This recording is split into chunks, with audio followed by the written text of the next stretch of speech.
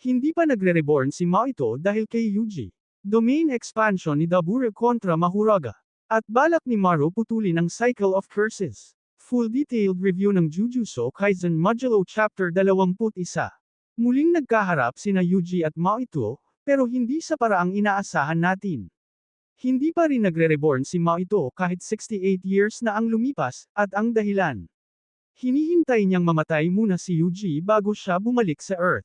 Ngunit dahil sa teknolohiya ng Nonex, ang mothership ng mga Simurians, nagtagpo silang muli sa loob ng Crossroads, isang lugar kung saan naruroon ang lahat ng kaluluwa sa Earth.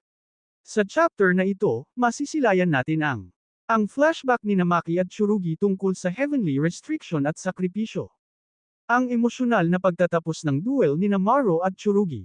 Ang pagkalito at guilt ni Maru matapos tamaan ng malubha si Tsurugi. Ang pagpapakita ng espiritu ni Rika Orimoto kay Maru bilang gabay. Ang kontrol ni Maru sa Nonex at ang misteryosong pinakamatandang kalyan.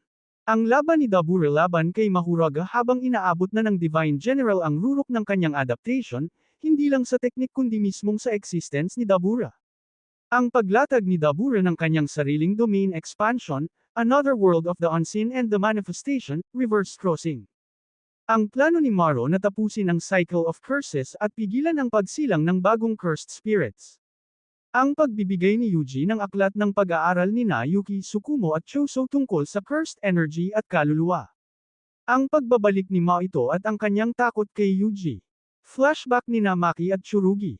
Bago ipagpatuloy ang duel ni Tsurugi at Maru, nagkaroon ng flashback kung saan ipinaliwanag ni Maki kay Tsurugi na pareho silang may heavenly restriction.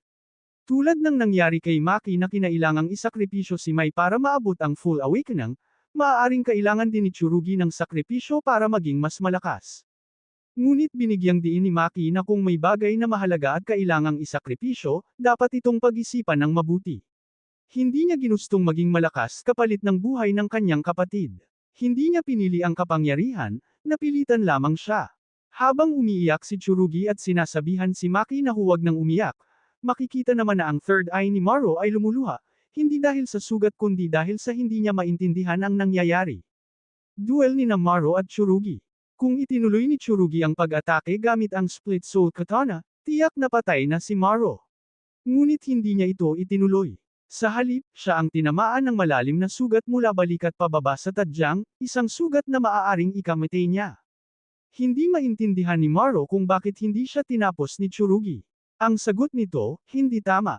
Lumalaban siya para iligtas si Yuka, ngunit hindi niya kayang patayin si Maru. Dito nagsimulang maguluhan si Maru. Napaisip siya kung mali ba ang ginagawa ng mga Simurian sa pakikialam sa Earth. Kung ang Earth ay para sa humans, sino ang may-ari ng universe? Saan sila pupunta kung wala silang tahanan?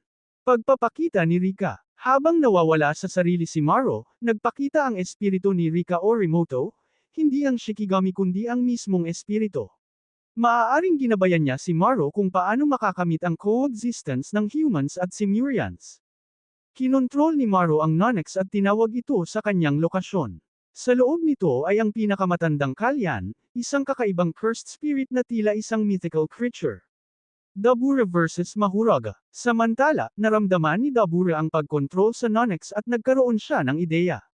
Habang patuloy na nag-a-adapt si Mahuraga, hindi lang sa teknik kundi sa mismong existence ni Dabura, napagtanto ni Dabura na hindi niya ito maaaring patagilan. Gamit ang kanyang natutunan, reverse curse technique, technique reversal, at barrier technique, inilatag niya ang kanyang domain expansion. Another World of the Unseen and the Manifestation, Reverse Crossing. Ang loob ng domain ay abstract, puno ng geometric chambers at may solidong orb sa likod niya, kahalintulad ng epekto ng Unlimited Void ni Gojo ngunit mas tangible. Hindi pa rin tiyak ang panalo dahil kilala si Mahuraga sa kanyang adaptation, ngunit inunahan ni Dabura ang tuluyang pag-adapt nito. Yuji sa loob ng Nonex. Nakapasok si Yuji sa mothership, at kinumpirma niyang cursed spirit ang kalyan. Ayon sa kanya, ibinigay ni Todo ang impormasyon tungkol sa loob ng barko, posibleng in-infiltrate niya ito gamit ang kanyang kakayahan. Ipinahayag ni Maru ang kanyang plano, putulin ang cycle of curses at pigilan ang pagsilang ng bagong cursed spirits. Gagamitin niya ang ring na iniwan ni Yuta na naglalaman ng cursed energy. Ang Muru Stone, ang kanyang sariling curse technique. Bilang suporta, ibinigay ni Yuji ang aklat ng pag-aaral ni Yuki Tsukumo at Shoso tungkol sa cursed energy optimization. Crossroads at pagbabalik ni Mahito. Dinala ni Maru si Yuji sa Crossroads, isang lugar kung saan naruroon ang lahat ng kaluluwa sa Earth. At doon, nakita niya si Mahito. Akala ni Mahito patay na si Yuji kaya hindi siya nagre-reborn. Hinihintay niyang mamatay muna ito bago siya bumalik sa Earth. Ngunit nang makita niyang buhay pa si Yuji, napuno siya ng takot at pagsisisi. Ngunit kailangan nila ang kanyang idol transfiguration para sa proseso ng optimization ng cursed energy. Ngayon, magtutulungan ba sila, o gagamitin lamang si Mahito?